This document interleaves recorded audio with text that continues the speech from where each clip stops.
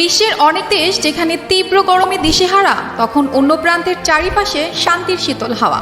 দক্ষিণ পূর্ব এশিয়ার বেশ কয়েকটি দেশ মারাত্মক দাবদাহের মধ্যে দিয়ে যাচ্ছে।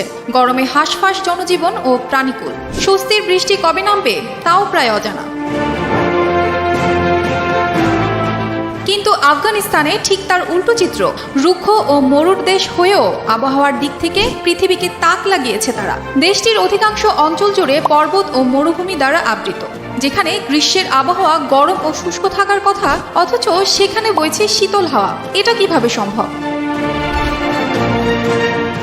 মাত্র 11 থেকে 16 ডিগ্রি তাপমাত্রা নিয়ে বেশ শান্তিতেই দিন কাটাচ্ছেন সেখানকার বাসিন্দারা। রাজধানী কাবুল সহ বেশ কয়েকটি শহরে দেখা গেছে সবুজ গাছপালায় ছেয়ে গেছে চারপাশ। সুন্দর সময় কাটাচ্ছেন শান্তিপ্রিয় আফগানিরা। অন্যদিকে AQI এর রিপোর্ট অনুযায়ী বায়ু দূষণের তালিকায় বাংলাদেশের নাম যেখানে থাকে প্রথম সারিতে, সেখানে আফগানিস্তানের নাম শেষের তালিকায়। শুধু আবহাওয়ার দিক দিয়েই নয়, বিশ্বের অন্যান্য দেশের তুলনায় এই দেশের বায়ু দূষণ একেবারেই কম। বর্তমানে দূষণের মাত্রা শূন্যে নামিয়ে আনতে কাজ করছে তালেবান সরকার। এর জন্য রয়েছে তাদের বেশ কিছু পরিকল্পনাও। বিশেষ করে বেশ কয়েকটি শহরে গড়ে তোলা হয়েছে উদ্যান ও পার্ক, যেখানে অজস্র গাছ রোপণের মাধ্যমে বায়ু দূষণ সহ নিয়ন্ত্রণে রাখা যাচ্ছে তাপমাত্রা। রাজধানী কাবুলের ওপর বায়ু দূষণের চাপ এড়াতে পাশেই তৈরি করা হচ্ছে অত্যাধুনিক শহর নিউ কাবুল। কাবুল থেকেও 1.5 গুণ বড় নিউ কাবুল সিটি।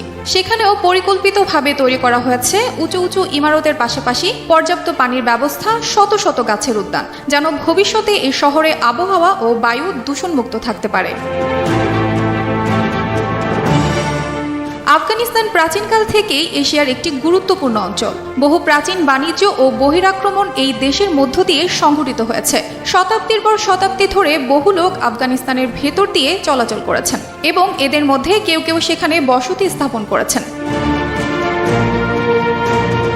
প্রায় 2 দশক পর 2021 সালের 15ই আগস্ট আফগানিস্তানের রাষ্ট্র ক্ষমতায় আসীন হয় তালেবান সরকার। আপনি যখন কাবুল আন্তর্জাতিক বিমানবন্দরে পৌঁছাবেন, প্রথমেই যে বিষয়টা আপনার নজরে পড়বে তা হলো ইমিগ্রেশনে পাসপোর্টের সিল লাগানোর দায়িত্বে থাকা কালো পোশাক আর মাথায় বাদামি স্কার্ফ পরা নারীদের। অথচ মাত্র 1 বছর আগে এই বিমানবন্দরে দেশ ছেড়ে পালানোর জন্য মরিয়া আতঙ্কিত মানুষের যে স্রোত তৈরি হয়েছিল, সে চিত্র এখন বদলে গেছে। এখন এদেশের মানুষ পরম শান্তিতে বসবাস করছে। কে ভেবেছিল এই লাগাতার যুদ্ধ লেগে থাকা দেশের মানুষ এতটা শান্তিতে বসবাস করবে?